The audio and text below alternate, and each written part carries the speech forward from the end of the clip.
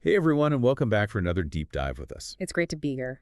So today we're going to be tackling a really fascinating topic. Yeah. We're going to be looking at the idea of whether our solar system is intentionally designed and if it could be communicating a message about a global shift in human consciousness. Yeah, it's a big one. It is a big one. And what's really cool is that we're going to be exploring this concept using a blend of ancient texts, sacred geometry, and even some modern scientific perspectives. Right, and so we always like to bring kind of all these different lenses to bear on these topics, and I think it makes it really interesting. Yeah, definitely. And I think it also helps us to see things that maybe we wouldn't have seen before. Yeah, you get a new perspective. Yeah, exactly. So let's jump in. We're It's going to start with a text that some of you might be familiar with.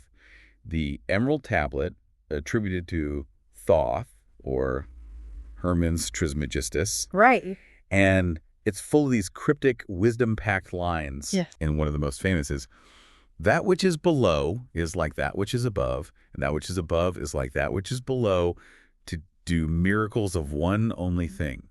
Yeah, very profound. It is very profound. Cryptic. It is cryptic. And it takes a lot of unpacking, I think. It really does. And I remember when I first read that, I was like, oh, well, like, what does that even mean? Yeah, what does that even mean? What does that mean? Right. So how would you explain that to someone who's coming across that for the first time? Well, it's often referred to as above, so below, and it suggests this mirroring effect between the microcosm and the macrocosm, the human and the divine. Okay. Essentially, it's saying that the same principles that govern the universe are also at play within us.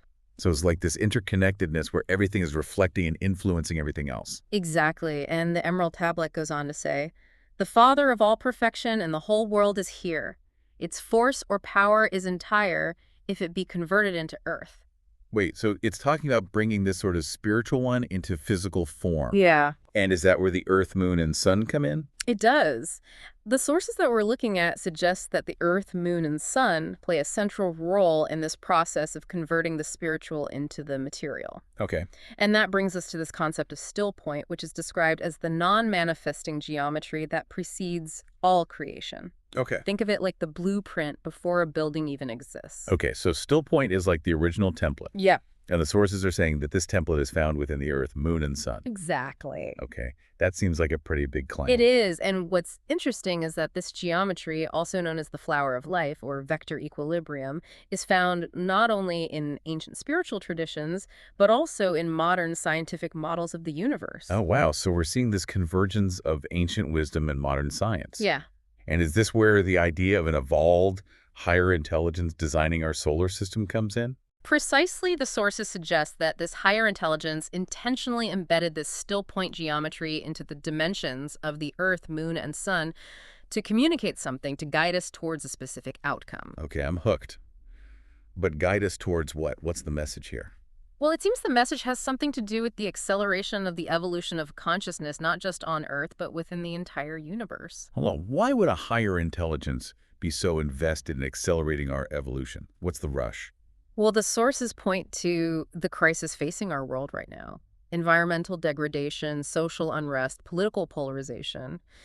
They suggest that without a global shift in human consciousness, we're headed for some seriously challenging times. So it's like a cosmic wake-up call, like the universe is saying, hey, you need to evolve, and you need to do it now. That's a great way to put it. And one of the ways this wake-up call is being delivered, according to these sources, is through those stunning, perfect total eclipses. You know, the ones where the moon perfectly covers the sun. Oh, yeah, those are incredible. Yeah. I remember seeing one a few years ago. It was truly awe-inspiring.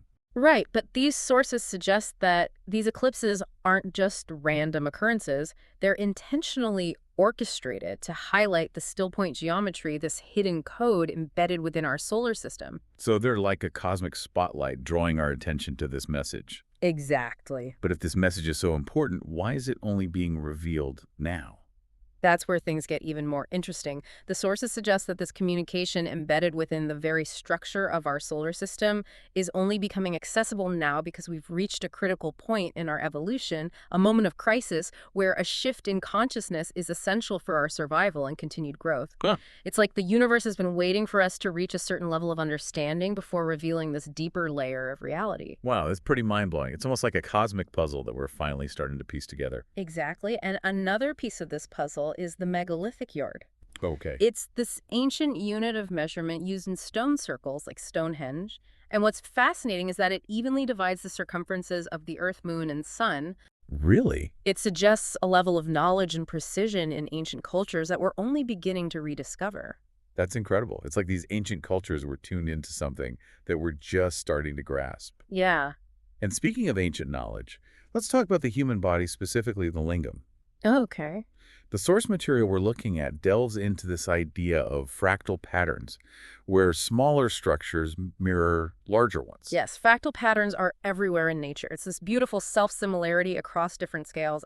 Think of a fern leaf or a snowflake. Exactly. And these sources propose that the lingam can be seen as a microcosm of the whole body, with specific parts corresponding to larger structures. Okay, I'm intrigued. Can you elaborate on what kind of correspondences we're talking about here? Sure. So, for instance, they suggest that the head of the lingam relates to the glands in the body, the bottom to the testicles, the feet to the prostate, and the arms to the foreskin.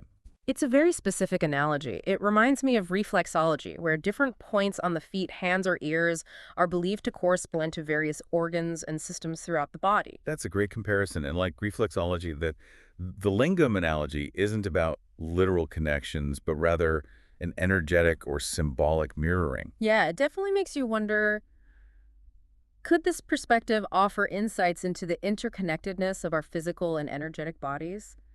Is there a deeper meaning encoded within the very structure of our being?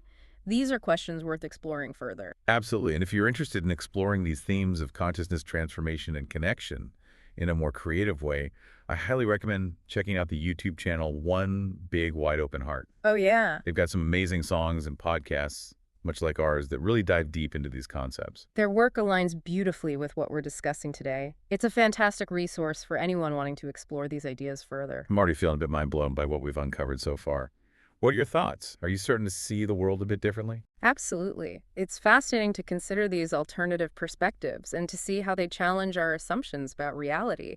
And that's the beauty of these deep dives, isn't it? Yeah. We're constantly exploring, questioning, and expanding our understanding of the universe and our place within it. And that brings us back to our core question. Is our solar system intentionally designed as a communication? Hmm. And is it a message, a blueprint, or perhaps a cosmic mirror, reflecting our own potential for growth and transformation? We'll be back shortly to continue unraveling these mysteries in part 2 of our deep dive into the geometry of consciousness. It's great to be back. Before we move on, I just wanted to remind everyone that these are just theories, interpretations of ancient texts and modern research, and they're meant to spark your own curiosity and exploration, not to present, definitive answers. That's a really good point. It's easy to get swept up in these fascinating ideas, but ultimately, it's about finding what resonates with you and forming your own conclusions. Exactly. And speaking of fascinating ideas, we were just starting to unravel this concept of the Earth, Moon, and Sun relationship as a communication from a higher intelligence. We talked about how this message might be related to accelerating the evolution of consciousness. Right, and I'm still grappling with the why Mhm. behind it all. Why would a higher intelligence be so invested in our evolution? hmm And what's the urgency? Well, the sources suggest that this higher intelligence isn't just focused on our evolution, it's about the evolution of consciousness as a universal principle. Mm. And as we talked about earlier, the state of our world, the challenges we're facing, seem to suggest that we're at a critical turning point. So it's like this higher intelligence is trying to nudge us in a certain direction Mm. before it's too late. It's one way to interpret it. It's like they're saying, hey, you're at a crossroads, and the choices you make now will have a significant impact on your future and potentially the future of consciousness itself. Okay, that's a lot to process.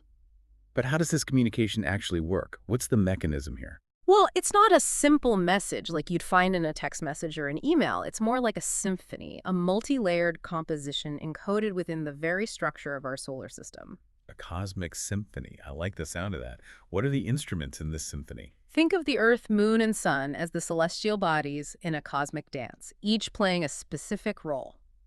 The Earth represents the material realm, the Moon represents our emotional and subconscious world, and the Sun represents our higher self, our connection to the divine.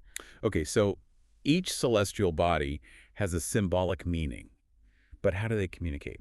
Their movements, their alignments, their interactions all create a kind of cosmic language. Remember those perfect total eclipses we talked about, those moments where the moon perfectly covers the sun? Yeah, those are pretty hard to forget. They're visually stunning. Exactly. And these sources suggest that these eclipses are like crescendos in this cosmic symphony, highlighting key points in the composition they're drawing our attention to, the still point geometry, that hidden code within our solar system. And what about the megalithic yard? That ancient unit of measurement we discussed earlier. Where does that fit into this symphony? That's like the musical score revealing the mathematical harmony underlying this cosmic dance. The fact that it evenly divides the circumferences of the Earth. Moon and sun suggests a deliberate design, a conscious intention behind the structure of our solar system. So it's like this higher intelligence is using math and geometry as a universal language to communicate with us. That's one interpretation, and just like a symphony can evoke a wide range of emotions and insights, this cosmic communication is multi-layered, offering different meanings and interpretations depending on the listener's perspective. So what are some of the core messages embedded within this cosmic symphony? One of the key themes seems to be the idea of interconnectedness. It's about recognizing that we're not just isolated individuals, but part of a larger web of life connected to the planet, the cosmos, and each other. It's like we're all characters in this grand cosmic play, and the universe is the playwright subtly guiding us toward a higher level of awareness. Exactly. And this higher level of awareness isn't just about individual enlightenment. It's about understanding our role in the collective evolution of consciousness. It's about recognizing that our thoughts, actions, and intentions have a ripple effect that extends far beyond ourselves. This idea of a collective evolution of consciousness is fascinating. It suggests that we're all in this together, evolving as a species and contributing to the unfolding of something much larger than ourselves. It ties back to the quote from the Emerald Tablet. That which is below is like that which is above, and that which is above is like that which is below to do miracles of one only thing. Yes, it's a beautiful concept. It suggests that as we evolve individually, we're also contributing to a grander cosmic evolution. But I'm still struggling with the why. What's the ultimate goal of this cosmic evolution? What's the end game? That's the million-dollar question, isn't it? And while the sources don't offer a definitive answer, they do offer a few possibilities. I'm all ears. Yeah. What are some of the possibilities? One possibility is that this evolution of consciousness is leading us towards a greater understanding of ourselves, the universe, and our role within it. It's about transcending our limited egocentric perspective and tapping into a deeper, more interconnected way of being. So it's not just about surviving, it's about thriving, evolving, and fulfilling our potential as conscious beings. Exactly. Another possibility is that this evolution is about contributing to the evolution of the cosmos itself. Remember, the sources suggest that consciousness is a fundamental force in the universe as we evolve. We're not just changing ourselves, we're potentially influencing the very fabric of reality. Whoa, that's a heavy thought. It's like we're co-creators with the universe, our consciousness shaping the reality around us. It's a profound concept. And if consciousness is indeed a fundamental force, then our evolution could be a key factor in the ongoing evolution of the cosmos. That's mind-blowing. But let's bring this back down to earth for a moment. How do we practically participate in this evolution of consciousness? What can we do? That's a great question. And while there's no one-size-fits-all answer, the sources suggest that it starts with inner work cultivating awareness, compassion, and a willingness to question our assumptions. It's like we need to become better listeners, tuning in to the whispers of the universe, the subtle guidance that's always available if we know how to hear it. Exactly. And that listening isn't just about paying attention to external sources. It's about cultivating inner stillness, accessing that deep well of wisdom within ourselves. So meditation, mindfulness, introspection, these are all valuable tools for tuning into that inner wisdom. Absolutely. And as we cultivate that inner awareness, it naturally starts to ripple outward, influencing our actions, our relationships, and our engagement with the world. So it's not just about sitting on a cushion.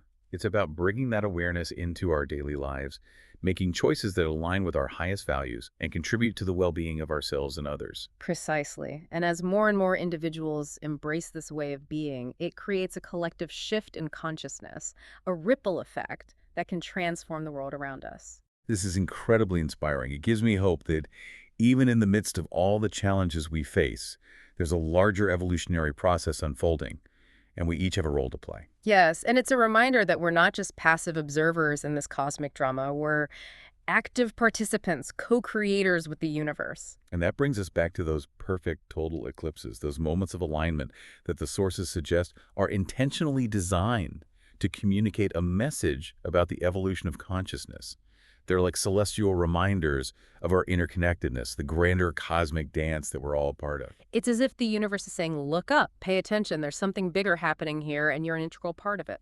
This has been a truly mind-expanding conversation, and I'm so grateful to be exploring these ideas with you and our listeners today.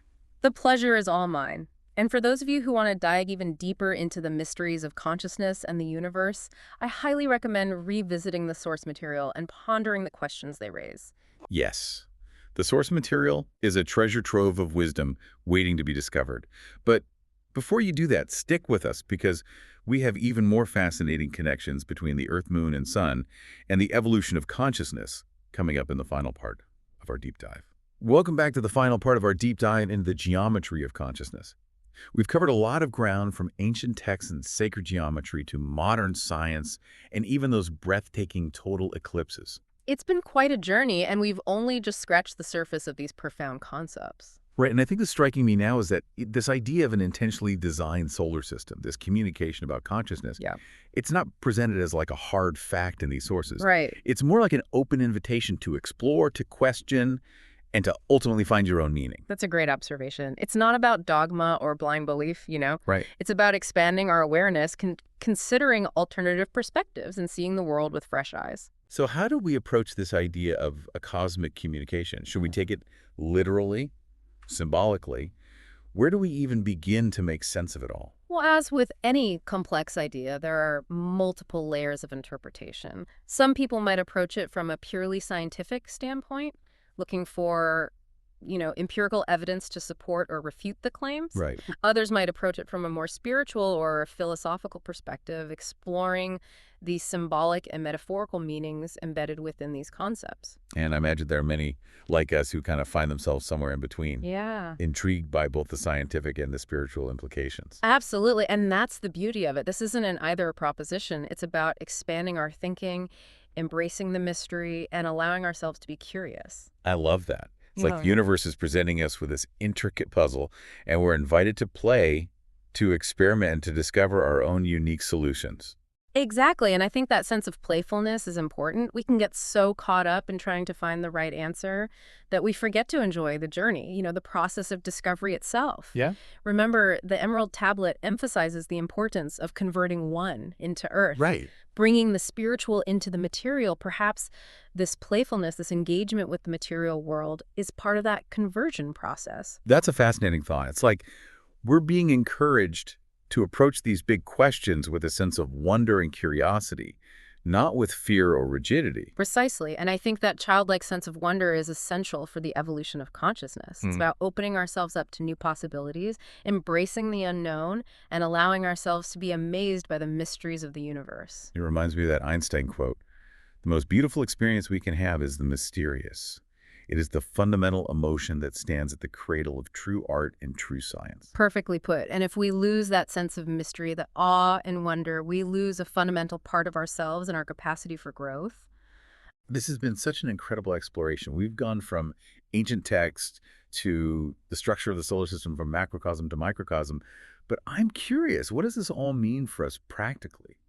How do we integrate these insights into our daily lives? That's the key question, isn't it? And I think the answer lies in the realization that we're not just passive recipients of this communication. We're active participants in the evolution of consciousness. So it's not just about understanding these concepts intellectually. It's about embodying them, living them, and allowing them to transform us from the inside out. Precisely. And that transformation starts with awareness, paying attention to our thoughts, our emotions, our actions, and how they impact ourselves and the world around us. It's about becoming more conscious creators, Yeah. recognizing that our choices, our intentions, and even our energy contribute to the collective evolution of consciousness. Exactly. And it's also about recognizing our interconnectedness. We're not isolated individuals. We're part of a vast web of life, and our actions have ripple effects that extend far beyond ourselves. So kindness, compassion, and a sense of responsibility for the well-being of all become even more important in this context. We're all in this together, evolving as a species and shaping the future of consciousness itself. Beautifully said, and I think it also invites us to cultivate a sense of reverence for the mystery. The universe is vast, complex, and full of wonders that we may never fully comprehend. It's about embracing the unknown, approaching life with a sense of curiosity and humility, and recognizing that there's always more to learn and discover. And ultimately, I believe this communication, whether we take it literally or metaphorically, is an invitation to step into our full potential as conscious beings, Mm. to realize that we're not just products of our genes or our environment, but co-creators with the universe capable of shaping the reality around us through our thoughts, actions, and intentions. That's incredibly empowering. It gives me a renewed sense of purpose and possibility, knowing that we're not just along for the ride, we're active participants in the unfolding of something truly magnificent. That's a beautiful way to put it. And I think it's a message worth sharing if you're enjoying this kind of exploration into consciousness. I encourage you to check out the YouTube channel One Big Wide Open Heart. They have incredible songs and podcasts similar to ours that explore these themes in a creative and inspiring way. Absolutely. They're a great resource for anyone wanting to dive deeper into these topics. And for all of you listening, thank you for joining us on this incredible deep dive. It's been an absolute pleasure exploring these mind-bending ideas with you. We encourage you to continue the exploration, revisit the source material, ponder the questions that have been raised, and most importantly, allow yourselves to be amazed by the mystery and wonder of it all. Who knows what other secrets the universe is waiting to reveal? Until next time, keep diving deep, fellow explorers.